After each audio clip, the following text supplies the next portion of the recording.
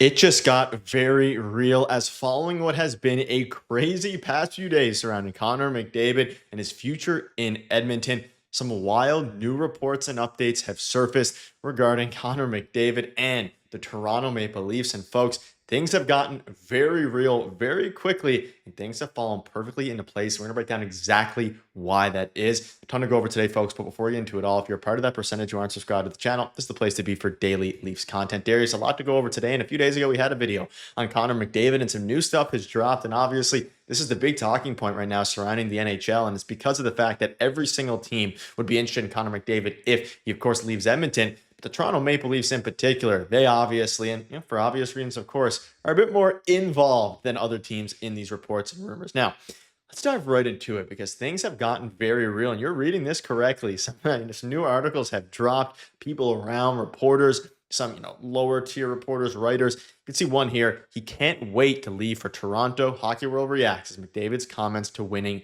in Edmonton. Of course, this all stemmed from Elliotte Friedman basically coming out and saying that everything the Oilers have done over the past few years is about winning. We briefly covered this in the video the other day. Clearly, something is imperfect in his eyes, according to Friedman. It's possible he could leave Calgary, go back to Edmonton, meet with the Oilers, and say, I'm good with what I'm hearing, let's go. However, he warned us that is not happening. So, Darius, we've heard things. There's a lot of rumblings going on about the Toronto Maple Leafs and McDavid. We'll dive into why, but of course, it's part of those reasons.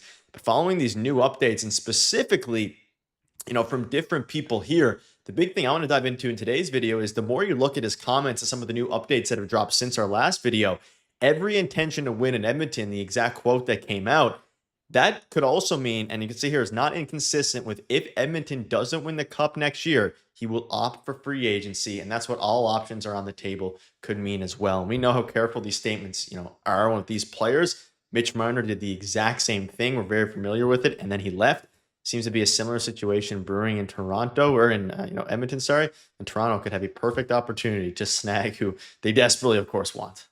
Yeah, and I mean, Connor McDavid, his answers are probably very carefully crafted to a degree. I'm sure he's talking with his agent. A lot of what he's saying is to protect himself and the contract that he's eventually going to sign, whether it's in Edmonton or not, or if it's a shorter term deal or not. The other thing I thought was very interesting is Elliotte Friedman came out and said, in addition to that initial quote, that he thinks it's very interesting, or it's going to get very interesting if he does not sign before the season starts. If he does not sign with the Oilers before the season starts, he might actually be leaving. That would be a very big sign that he will not re-sign with the Edmonton Oilers. Now, I think it's more likely that he does actually end up signing, but it might only be 1 or 2 years. There are flaws with this team, the Edmonton Oilers team, that is not a surprise to everybody. I don't know why people are acting surprised. I mean, they need a goaltender. When you go into Stanley Cup final and you don't know who your goaltender is every single night, I think that's a little bit crazy.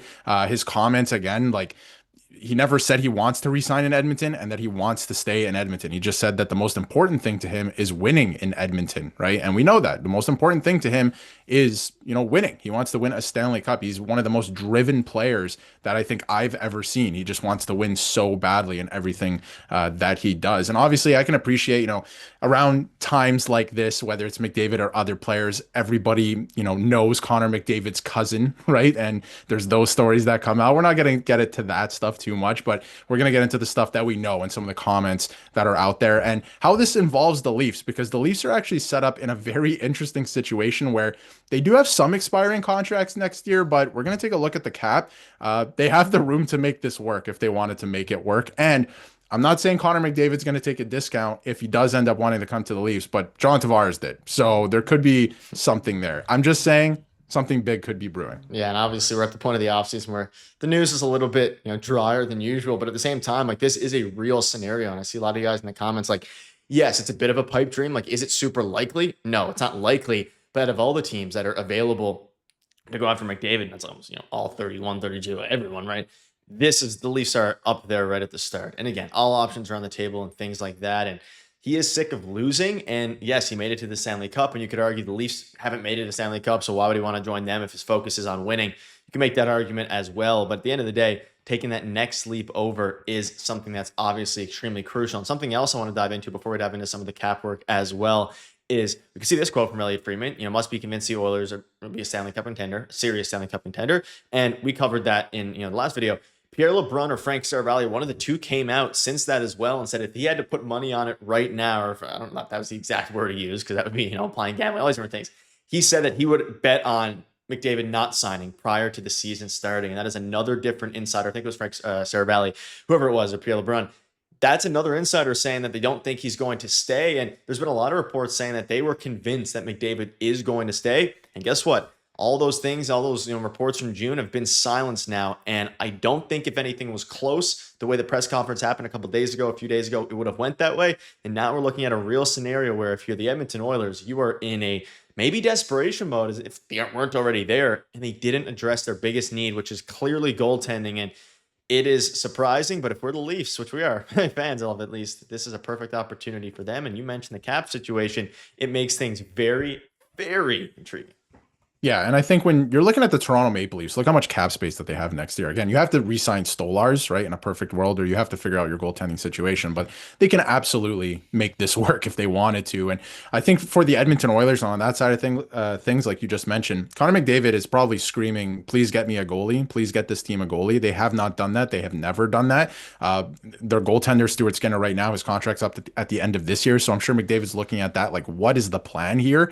The team on paper isn't very good. Their big, acquisition this summer was Andrew Mangiapane, who we were talking about adding to the Leafs' third line, right? So, just putting that out there. And no disrespect to the team or Connor McDavid, Leon Draisaitl, but those two guys, they willed that team to victory, right? That's how I see it. I don't think that team is very good on paper, but all the credit in the world to those two guys. They do not give up, and they have the mentality there is unbelievable. I would love that on the Leafs. So that's all good. But I think that, again, with Connor McDavid, it gets very interesting. And, I truly believe if he is to leave, or better yet, there's only three teams I see Connor McDavid playing for. It's the Edmonton Oilers, maybe on a short-term contract, the Toronto Maple Leafs, or the New York Rangers. That's it. I don't see him going anywhere else. It's probably those three teams. And again, if he's staying in Edmonton, there has to be some type of plan that they're talking about in terms of we're going to go out and get this goaltender, or this is how we envision the team after this year, because they have a lot of expiring contracts.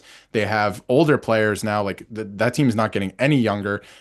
So there has to be some plan in place. Otherwise, he's going to sign 1 or 2 years and then he's gone just to try and win there. So it wouldn't get much better. The Leafs would have another opportunity to get him again in maybe 1 or 2 years. So I think things are going to get very interesting. Of course, a lot of people are going to play this off and just saying, to Leaf fans talking about, of course, you want the best player in the world.